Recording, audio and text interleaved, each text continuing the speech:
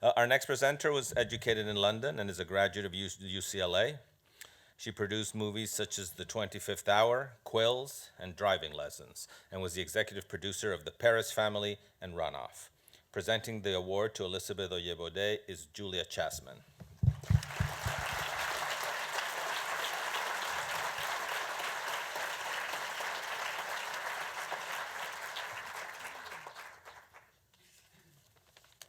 Oh, hello. All right. This will be worth waiting for.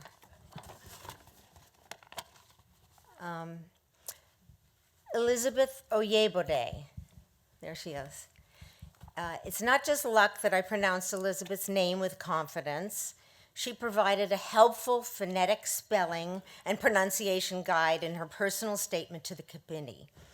Oyebode. Her own confidence was forged over time, of course. Though born in Washington, D.C., Elizabeth returned with her family to Nigeria for a number of years when she was still very young. Her parents were a seamstress and a reverend. When they returned to the D.C. area a few years later, she found she had an accent. She had become an immigrant in her own country.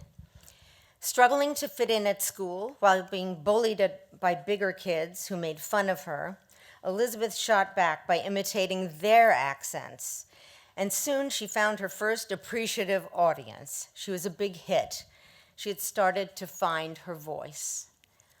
Between the Ropes is set in the double Dutch jump roping program of an urban elementary school, a kind of inner sanctum for the girls who are searching for a place they can shine and feel safe in a tough environment, a place that, in her words, pulses with vibrant hope and history, but is also riddled with crime and poverty.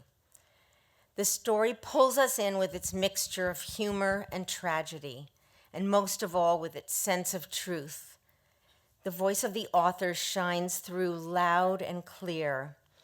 I know we will be hearing a lot more from Elizabeth Oyebode.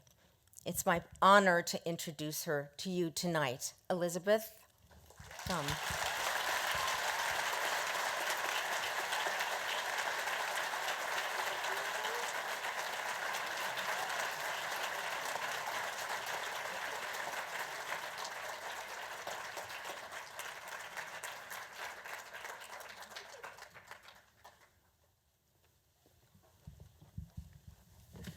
First of all, I'd like to thank Julia for wearing heels. Well, thank you guys. That was awesome. I want to thank Effie and Rodrigo. That was amazing. This whole night has been great. I think we watch films because our curious minds crave connection, higher truths, and adventure. Films are one of the few things left that unite us all. They literally bring us together and remind us about empathy and wonder and passion and joy and hope. Before that film can exist, though, one of us in here or out there has to sit down in front of a blank page or screen and imagine, dream, pray, occasionally procrastinate, a little bit, a lot. When I was a kid, I spent a lot of time daydreaming. And as I got older, I discovered I could craft those pictures in my head, those invisible images, into words on a page. And that was so refreshing. The world can seem really daunting at times, but there is a freedom when you're writing, when you're painting and sculpting those words. You can go anywhere you want, and you can be whoever you want. My thanks to the Academy, to all the Nicholl readers, to Joan, to Greg, to Julia, and the rest of the Nicholl Committee for reminding us never to limit our stories or ourselves, and for keeping the candle lit for so many of us all over the world. You are the gold standard, and your encouragement keeps us going. I want to thank my other Nicholl Fellows and finalists who've made the past few weeks so much fun.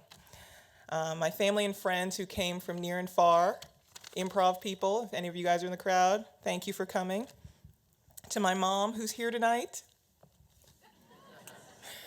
thank you for showing me what hard work and perseverance look like. And for always asking, How is your writing? With that mix of both suspicion and support that only